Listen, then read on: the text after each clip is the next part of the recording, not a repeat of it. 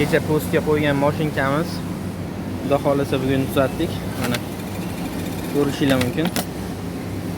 Zakritkalari ham, tikishlari ham joyiga kelgan. Bu mashinkaga nima qilganmiz? Bu mashinkaga noldan restart berdik. Hozir men restart berishni ko'rsatib beraman sizlarga. Mana ko'rib turishingiz mumkin. P tugmasini bosib turib knopkani yoqasizlar mashinkani. Mana yoqqaninglardan keyin xuddi shunaqa yozuv chiqadi sizlarning mashinkalarda ham. Mana 165-papkaga o'tamiz. 165-papkaga o'tganinglardan keyin mana tomonida sizlarda 00 chiqib qolgan bo'lishi mumkin.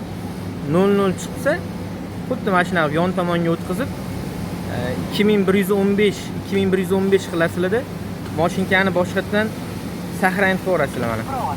P tugmasini bosib turamiz yana. Mashinkamiz yangitdan perzagruska bo'ldi. Mana ko'rishingiz mumkin. Mana tugmani o'chirib qo'yishlarini maslahat beraman, chunki mashinkalarni ko'p buzib yuborishi mumkin. Mana mashinkamiz yana yangitdan zavoddan chiqqanday holatga qaytdi.